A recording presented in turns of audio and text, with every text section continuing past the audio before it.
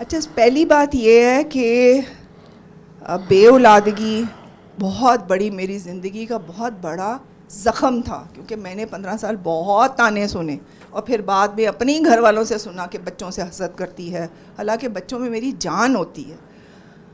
कलंदर पाक रहमतुल्लाह अलैह से जब मिली, जब वो आए, जो मेरी तवक्कुआत थी, ज़ाहिर है सबसे पहली तो थी पायलट से शादी हो जाएगी।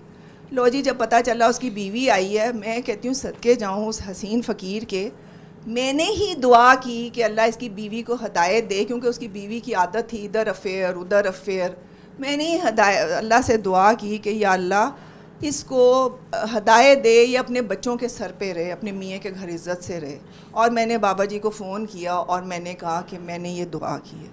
मुझे आज तक याद है, बाबा जी लाहौर में हैदर, ऐसे लगे ज़मीन सारी लर्ज़ गई नीचे से। मैंने कहा बाबा जी मैंने छोड़ दिया, मैंने उसके लिए दुआ की है, माँ तो माँ ही होती है ना। तो ये चीज़ पायलट साहब तो उड़ गए। हालांकि जब शुरू में मैंने कलंदर पाक ने कहा ना कि मेरे पाँव दबाओ, मैंने आंखें बंद के पाँव दबाए तो मैंने देखा कि आसमान से कलंदर पाक जो हैं उस पायलट को लेके नीचे उतर रहे मेरे लिए। मैं तो शोर मचा दिया, मिल गया मिल गया। अच्छा, खाला को बहुत गुस्सा चढ़ा।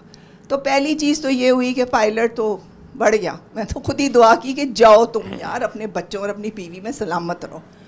अच्छा, फिर उसके बाद शादी का था कि इस घर से तो मेरी जान छूटे। उन्होंने मुझे कहा बेटा बाबा काका बढ़ रहा है आहिस्ता आहिस्ता। ऑल्दो ये मुझे छेड़ते थे, बाबा जी तुम्हारी शादी नहीं, वो कहते हैं बस तुमने कर लिया ना, अब तुम दुआएं कराओ, बाकी ज़िंदगी बसर करो। कहते थे बेटा बाबा सैयद से कहो, बाबा मजाक नहीं करता, काका आहिस्ता आहिस्ता बढ़ रहा है। तो बहरहाल he got me the best, जो उनका वारिस है वो उन्होंने किया। अच्छा, अगली बात ये कि मुझे किराए के घरों से बहुत खौफ आता था, क्योंकि ज़ाहिर है मैं कभी रही नहीं और मेरा ड्रीम भी वही था, बीइंग आउट ऑफ, जो मैंने बताया है, पायलट की फैमिली, कनाल, मिनिमम कनाल का घर तो होना चाहिए ना। और ये सारा कुछ नहीं हुआ। शादी हुई, छोटे से घर में गए, फिर छोटा सा फ्लैट, फिर किराए का घर भी नहीं मिला, औलाद भी नहीं मिली। अच्छा, इन सब चीज़ों से बेमायनी हो गई। उनके पीछे पीछे फिरती थी, एक बच्चा दे दे, एक बच्चा दे सकते थे, लेकिन naturally Allah created a bigger purpose for me. तो वैसे भी मेरे इर्द गिर्द इतनी काकियाँ बे औलाद, उनको मैं हौसले देती हूँ, देखो तुम्हारी माँ मरी नहीं, तुम भी नहीं मरोगे अगर अल्लाह ताला ने नसीब में नहीं लिखा। इसमें तुम्हारी बेहतरी बहुत बड़ा इम्तिहान है। कलंदर पाक ने मुझे एक बात कही थी, बेटा बाबा अगर मेरा बेटा बाबा किसी चीज़ के पीछे पड़ जाए, लगा रहे, तो वो उसको मिल जाएगा ना। बेटा बाबा पायलट के पीछे लगा। उन्होंने मुझे एक ही बात, इन्होंने ही मुझे कहा, बाबा जी से हम लाहौर गए, तुम बाबा जी से कहो तुम्हें बताओ ये। तो उन्होंने मुझे एक ही बात कही थी, बेटा बाबा तू उसके साथ खुश नहीं रहेगी तो बीमार हो जाएगी। मैं कहा अच्छा ठीक है, आप कह रहे हैं, ड्रॉप्ड। फिर मैंने औलाद का कहा, अब बेटा बाबा दुआ कर रहा है। और फिर उसके बाद मुझे यही था कि होगी कि नहीं होगी, होगी कि नहीं। कलंदर पाक पर्दा फरमा गए। फिर वो यही जो नेचुरली मेरा, मुझे लगता है कि रूहानी तौर पे दे डू आपके साथ कम्युनिकेट करते हैं। देन आई सॉ जो कलंदर पाक का जो अभी शुरू में जो मज़ार था, अभी नहीं बना था, बिल्कुल फ्लैट ही था, कि वहाँ से सैयद ने उनको बाहर निकाला है, बैठे बातें कर रहे, सैयद से बातें कर रहे, मेरे से कर रहे। फिर उसके बाद जब वो अंदर दोबारा उतरे अपनी कब्र में, तो मैंने उनसे कहा कि मुझे सिर्फ इतना बता दें मेरी औलाद होगी कि नहीं होगी, क्योंकि शादी के बाद मेरा हुआ था 3 मंथ का मिसकैरेज हो गया था और मैं इसी उम्मीद में थी कि हो जाएगा मेरा। ये भी मुझे उम्मीदें देते थे हो जाएगा। तो मैंने उनसे कहा मुझे सिर्फ इतना बता दो होगा कि नहीं होगा। तो उन्होंने मेरे बैक पे हाथ रख के, इतनी वाइब्रेशन थी और ऐसे वो जिसको कहते हैं जल तरंग, दूर दूर तक आवाज़ थी।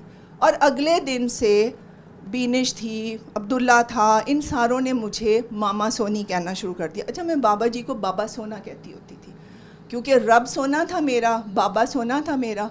तो अगले दिन से तमाम बच्चों ने मुझे मामा सोनी कहना शुरू कर दिया और मुझे तसल्ली होगी कि बेटा यही औलाद है जो आपकी सारी की सारी। औलाद भी नहीं मिली, लेकिन ये है कि हर चीज़ में अल्लाह की जो विल है, जो वो फरमाते थे, जो बेटे बाबे का नसीब है वो मिल के रहेगा, जो नहीं है वो नहीं मिलेगा। उससे पहले मुझे अपने पेरेंट्स से, ख़ास तौर पे अपने डैड से भी गिला होता था कि उनको घर दिए हैं मुझे नहीं दिए। दे सकते थे, ये नहीं कि नहीं दे सकते थे, लेकिन चूँकि नसीब में नहीं था तो इसलिए उनके भी गिले शिकवे ख़त्म हुए।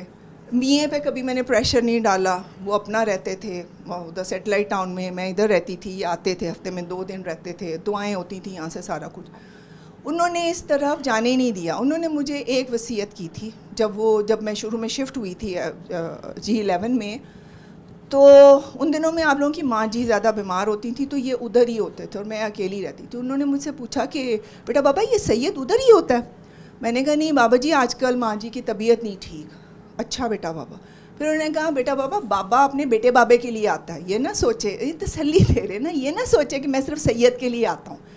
फिर उन्होंने मुझे कहा कि बेटा बाबा एक बात बाबे की याद रखना। 2 दफ़ा आए मुझे ये बात कहने कि जो उन्होंने मुझे बताया, और naturally we all know that कि ठीक है माँ जी का बहुत बड़ा ज़र्फ था, लेकिन वो जो सौकन का रिलेशनशिप होता है वो था।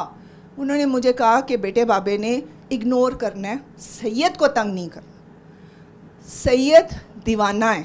चले गए कमरे में, फिर वापस आए मुझे ये बात कहने के लिए, क्योंकि ऑनेस्टली स्पीकिंग मैं उन दोनों ज़रा थोड़ा सा जलती कुड़ती थी कि ये क्या बात हुई, कि ये क्या ज़िंदगी, ये क्या, आई मीन नेचुरली वो जो नफ्स था एकदम तो नहीं, मेरी इतनी ज़्यादा ग्रूमिंग हो गई थी कि मैं एकदम ही फरिश्ता बन जाती।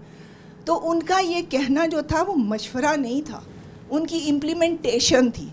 उसके बाद यू वोंट बिलीव इट कि फॉर अ सौकन I had respect for her, I had love for हर।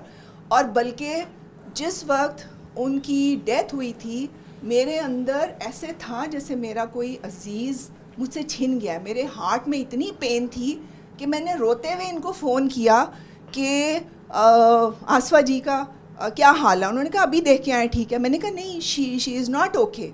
तो व्हेन ही वेंट तो दे सॉ कि वो पर्दा फरमा गई हैं।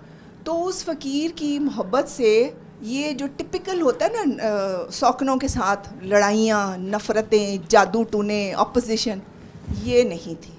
तो इसलिए उस फ़कीर की वजह से ऑल्दो वो सब कुछ तो ना मिला जो मेरा आइडियल था, जो कि हम काकियों के आइडियल होते हैं कि मियाँ हर वक्त साथ हो, रोज़ हम बाहर जाएं, रोज़ हम सैर करें, रोज़ हम खाने खाएं। ये सारा कुछ नहीं हुआ। बट द थिंग इज़ कि एक्सेप्टेंस हर चीज़ की, कि जो कुछ हो रहा है बेहतरीन हो रहा है, मिल जाने वाला हो रहा है।